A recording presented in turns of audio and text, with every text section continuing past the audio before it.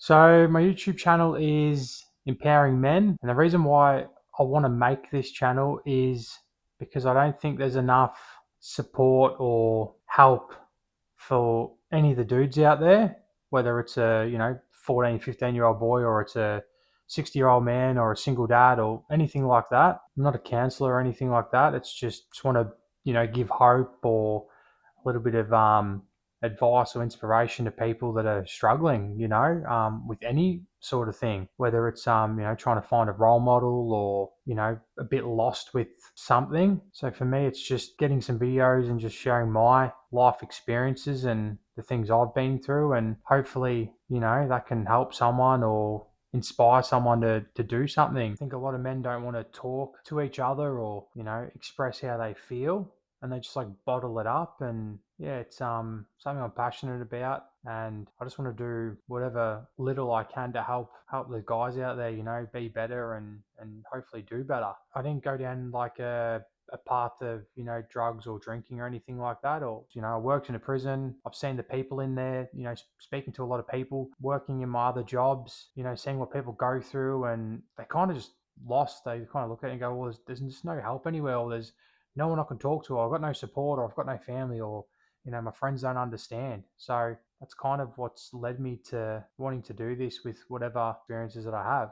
Another reason I've opened the channel is because the youth that are coming through, it's very different to when I was growing up. And I'm only talking like, I was 16, 20 years ago. So it's not that long ago. But just, looking at like how we grew up, playing footy or basketball, doing sport, and now looking at what's happening. And there's not as many people playing sport, or not many people, building communities or going to martial art gyms. There's more people that are out not going to school, or out in the street, not working, causing trouble. And yeah, it's just like kind of see that happening, and it kind of scares me for the generations coming through. So whatever I can do to bring a bit of positivity or help in some way, maybe get that person who doesn't know what to do, like maybe get them off the street into, finding something they like. And I feel like if you find something you like, you're gonna stick at it. If you're doing something that you don't like, you're not gonna stick at it. So I want to leave the world a little bit better than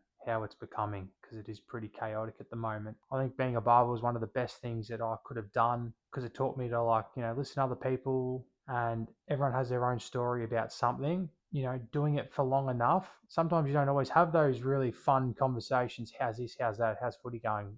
Sometimes it's a more deeper conversation about they're struggling with something, gives me the motivation to understand and know that there is people out there, especially dudes, that won't open up. Having them in the chair for half an hour, it's kind of, they've kind of really got no choice. There's no phone just to sit on to, distract them. It's just you and that person, and you can build a good connection with them and understand what they're going through. Whoever watches, and I guess just to let them know that, like, if you are going through a rough time, there is people out there that actually give a fuck, and they want to help in whatever way they can. It might be as simple as just like, I just need to vent.